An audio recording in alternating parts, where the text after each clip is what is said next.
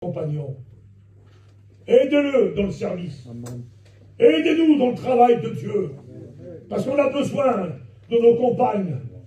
Tout chrétien a besoin de sa compagne. Si deux s'accordent à demander, je leur donnerai.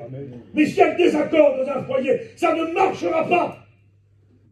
Vous l'avez entendu comme moi, le programme. Il y a des hommes qui étaient chez nous avant. Ils sont sortis de la mission Vie Lumière. Et ils enseignent des choses sur WhatsApp. Ils enseignent des choses sur le téléphone. Et ils l'envoient partout. Ils disent que la mission Vie Lumière a une doctrine de diable, une doctrine de démon. Justement, au niveau de certains vêtements que nos anciens nous ont enseignés, que la femme doit avoir une tenue dans l'église. Et ce message que nos frères nous ont dit depuis 70 ans, on l'a gardé, on veut le protéger. Gloire à Dieu. Et si jamais vous chrétiens, vous avez vos compagnes, si jamais vous les voyez avec une tenue qui n'est pas décente, dites-lui une manière dont une chrétienne, elle doit s'habiller et qu'elle doit se tenir dans une église. Gloire à Dieu. Regardez ce texte.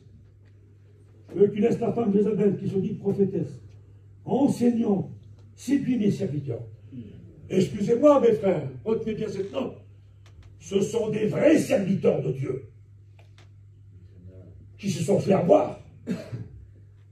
Est-ce que vous avez déjà vu que nos anciens ou que les apôtres ont enseigné ceci, qu'une femme, elle doit être enseignante? Ça n'existe pas. Mais aujourd'hui, dans le monde moderne, ça existe. Et il y a un monsieur, c'est un tombeur, et ceux qui sont partis chez nous, ils sont partis chez lui. Et lui, il dit, on réglera nos comptes dans le ciel. Que la femme a un ministère dans l'église. Ça n'existe pas. Et je veux le prouver ce matin. Amen. Par la parole de Dieu ce matin. C'est elle qui a la priorité, c'est pas moi. Moi, je ne peux pas vous le prouver, mais la Bible, elle peut. Simplement la tenue de la femme. Regardez, ça commence comme ça. Parce que, regardez, si vous prenez Gélo ici, il est responsable comme moi. Mais si tu n'es pas d'accord avec moi, c'est embêtant, mon Gélo. Et si moi je ne suis pas d'accord avec toi, ça va être embêtant. Si on n'a pas le même enseignement, ça va être embêtant pour l'Église. On sera obligé de prendre une décision. L'apôtre Pierre, l'apôtre Paul, alors je ne sais pas si ça est consulté. Je ne sais pas si Pierre il a dit, écoute, je vais écrire ça moi. Hein, Pierre? C'est moi Paul, oui.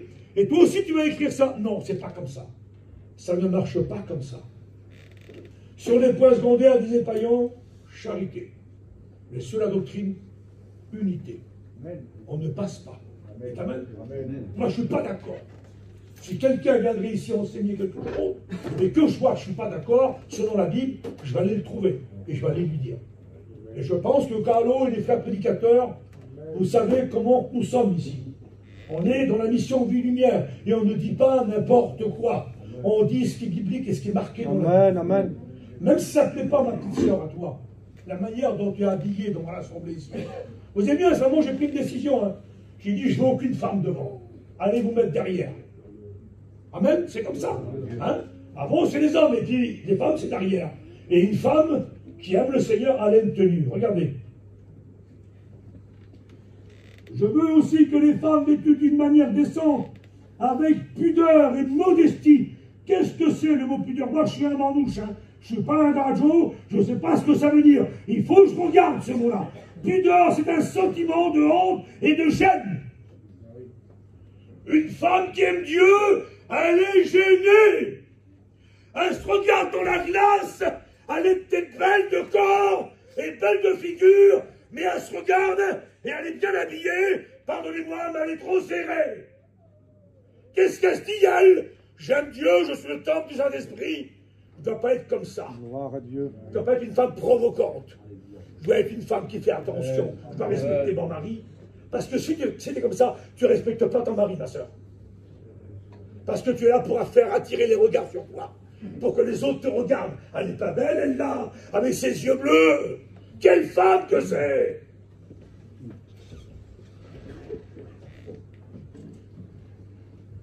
dit l'apôtre Pierre, lui, quel homme devant la Bible et Paul.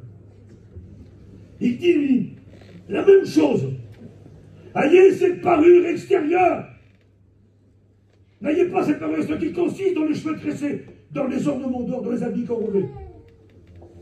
Mais la parure intérieure est cachée dans le cœur, la pureté incorruptible, qui est d'un esprit doux et paisible, Amen. Et qui est d'un grand prix devant Dieu. Ainsi se parlaient autrefois les saintes femmes, qui espéraient, quelle beauté, en Dieu, soumises à leur mari, comme Sarah, regardez, ne rigolez pas, qui obéissait à Abraham, son mari. Et vous savez comment elle l'appelait? Dites-moi le, les frères. Plus fort. Excusez-moi de vous dire ça, elle l'appelait mon Seigneur. Comment elle t'appelle, elle?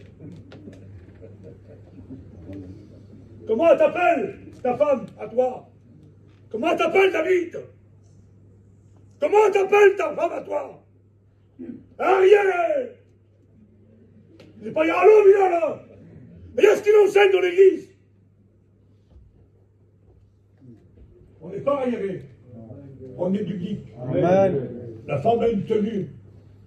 Elle doit respecter son mari. Une femme n'a pas une tenue provocante. Pourquoi tu dis tout ça, qui? Regardez. Pourquoi? Parce que certaines pratiques provoquaient des distractions et de la discorde dans les églises du 1er siècle. Il y en a qui portaient des perles, de l'or, des habits somptueux, des bijoux, des choses importantes. Il ne faut pas le dire qui ça. Si t'étais là, j'étais en mission. Je ne dis pas le nom du frère. Ah alors, quel homme, il est mieux qu'un convoi tout neuf, un gros 4x4 tout neuf, je ne sais pas comment ça. Il avait un message le matin, mon étudiant était là. Quel message? Ah, voyons le petit garçon là. Tiens là, il y a 3 jours, 4 jours. Il a laissé le ministère, mon vieux. Pourquoi? Pourquoi? À cause des sous, il gagnait trop de sous. Vous ne rendez pas compte, non? À cause des affaires. Des costumes à 7 000 euros. Un chrétien, un pasteur, c'est pas comme ça. Un chrétien, il faut faire attention. Peut-être qu'on est peut-être arriérés, nous, mais ça ne fait rien. Je suis arriéré, moi, mais ça ne fait rien. Et moi, je lis ma Bible. Et je fais ce qui m'a pris. Je ne demande à personne. Je veux que l'Assemblée, elle reste sainte. Elle reste sous l'onction. Merci Jésus. Qu'est-ce que c'est une tenue décente? Regardez, une tenue décente, c'est la plus belle des parures par rapport à la beauté d'une personne. Ce qui fait le charme d'un homme, c'est pas sa beauté, c'est sa bonté pour l'œuvre de Dieu. Amen. Et c'est pareil pour la femme. C'est sa bonté, c'est pas sa beauté. Et tant mieux si elle est belle. Mais ce qui compte, c'est la beauté intérieure. Regardez. Moi, j'ai dit, nos habits sont un signe. Et si nos habits sont un signe, ils ont donc une signification. Ils montrent de façon visible ce que nous sommes réellement, ou ce que nous voulons être. Est-ce que nous voulons ressembler au monde? Ou est-ce que nous voulons être quelqu'un de décent qui t'amène, Seigneur? Quelqu'un de vrai, quelqu'un de simple. Moi je dis, quand on parle de bonnes mœurs, quand on parle de pudeur, quand on parle de convenance dans une église, et quand on parle d'être distrait au regard des uns et des autres, ce qui est normal d'attendre d'une personne, alors qu'il n'est pas normal. Madame Strauss,